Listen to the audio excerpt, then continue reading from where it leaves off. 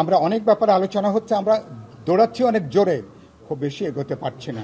কিন্তু ইতিমধ্যে যেটুকু আমরা অগ্রগতি হয়েছে তার উপরে ভিত্তি করে সামনে নিশ্চয়ই আমরা এই জুলাই মাসে যাতে আমরা জুলাই সনদটা স্বাক্ষর করতে পারি সেই লক্ষ্য নিয়ে আমরা কিন্তু কাজ করছি। আজকে জাতীয় ঐক্যমত কমিশন তারা সাংবিধানিক এবং বিধিবদ্ধ পদে নিয়োগের ব্যাপারে তাদের প্রস্তাবনা তারা কিছুটা সংশোধিত আকারে বিস্তারিতভাবে আজকে তারা হাজির করেছেন।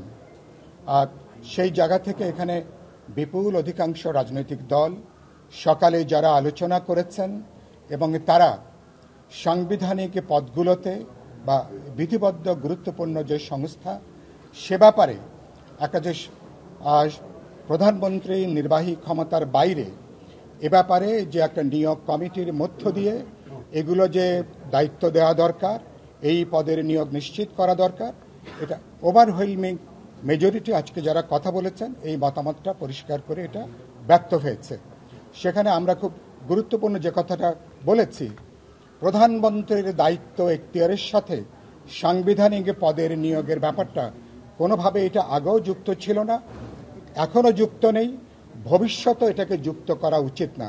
কিন্তু বাস্তবে আমরা দেখেছি অতীতের অভিজ্ঞতা, বাস্তবে বাছাই কমিটির মধ্য দিয়ে প্রধানমন্ত্রী তার নির্বাহী ক্ষমতাকে প্রত্যক্ষ পরোক্ষভাবে ব্যবহার করে সাংবিধানিক পদগুলোতে তাদের অনুগত ব্যক্তিদেরকেই বিভিন্ন সময় তারা নিয়োগ দিয়েছেন, যেই কারণের জন্য নির্বাহী বিভাগের সাথে সাংবিধানিক প্রতিষ্ঠান, গুরুত্বপূর্ণ প্রতিষ্ঠান যখন একসাথে কাজ করে, অনুগত লোকরা যখন বসে, তখন যে কোনো সরকারকে, যে কোনো রেজিমকে চূড়ান্ত কর্তৃত্ববাদী শাসকে পরিণত করে। গত 15 বছর আমাদের দেশের 18 কোটি মানুষ আমরা তার নির্মম শিকারে পর্যবেসিত হয়েছি। সেই জায়গা থেকে আমরা আজকে অধিকাংশ দল আমরা একমত হয়েছি যে আজকে সাংবিধানিক পদগুলোতে বিধিবদ্ধ পদের নিয়োগটাকে অতি অবশ্যই প্রধানমন্ত্রীর প্রশাসনিক হস্তক্ষেপের বাইরে, তার নির্বাহী ক্ষমতার বাইরে তার নিয়োগের ব্যাপারে কমিটি করা দরকার, আলোচনা করে এ ব্যাপারে সিদ্ধান্ত গ্রহণ করা দরকার। বিস্তারিত সেখানে আলোচনা হয়েছে, কিন্তু আলোচনার পরে আমরা এ ব্যাপারে এখনো পর্যন্ত চূড়ান্ত সিদ্ধান্তে আমরা আসতে পারিনি। বিএনপিকে আমরা অনুরোধ জানিয়েছিলাম যে আজকে সংশোধিত যে প্রস্তাব যেখানে হাজির করা হয়েছে সেই জায়গা থেকে বিএনপি আবার পুনর্বিবেচনা করতে পারেন কিনা, বিএনপি অবস্থাটা পুনর্মূল্যায়ন করে যেই পদের নিয়োগগুলো কোনোভাবেই প্রধানমন্ত্রীর এখতিয়ারের মধ্যে থাকা উচিত না। বিগত দিনে আমাদের দুর্ভোগ, আমাদের দুর্গতির বড় কারণ হচ্ছে অনুগত লোকদের নিয়োগ করা। সুতরাং বিএনপিকে আমরা পুনর্বিবেচনার কথা বলেছি।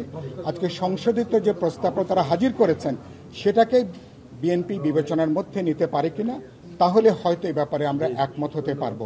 এমনও হতে পারে 5টা তারা যে সাংবিধানিক পদ বলেছেন, প্রয়োজন বোধে কোন কোন গুরুত্বপূর্ণ পদের 2-1টাকে বাদ দিয়ে বাকি পদেও যদি বিএনপি একমত হতে পারে বা অন্যান্য দলগুলো যদি আমরা মতকের ভিত্তিতে সিদ্ধান্তে আসতে পারি, সেটাকেও বিবেচনা করে একটা ঐক্যমত তৈরি করা যায়। দ্বিতীয়ত প্রশ্ন যেটা সংক্ষেপে বলি সেটা হচ্ছে উচ্চ কক্ষের ব্যাপারে। এটা আপনারা জানেন, বিপুল অধিকাংশ রাজনৈতিক দল আমরা গণতন্ত্র মঞ্চের 31 দফা, বিএনপির 31 দফা যেটা আছে, যারা যুগপৎ আন্দোলনে ছিলাম এবং যারা এর বাইরেও যারা ছিলেন, বিপুল অধিকাংশ দল সংসদের নিম্ন কক্ষের পাশাপাশি উচ্চ কক্ষের ব্যাপারে সবার একটা সাধারণ মতকের জায়গাটা আছে। কয়েকটা দলের ভিন্ন মত আছে, আজকেও তারা সেটা আলাপ করেছেন। উচ্চ কক্ষের কথাটা এই জায়গা থেকে এসে নিম্ন কক্ষ কোনোভাবেই যাতে সংখ্যাগরিষ্ঠতার জোরে যাতে স্বেচ্ছাচারী হতে না পারেন, কোনো কিছু যাতে চাপিয়ে দিতে না পারেন, কোনো কর্তৃত্ববাদী শাসন যাতে বাংলাদেশে ফিরে আসতে না পারে, একটা চেকস অ্যান্ড ব্যালেন্সের জন্য, ক্ষমতার একটা যৌক্তিক ভারসাম্যমূলক ব্যবস্থার জন্য উচ্চ কক্ষের ব্যাপারে আমরা আলোচনা করেছি।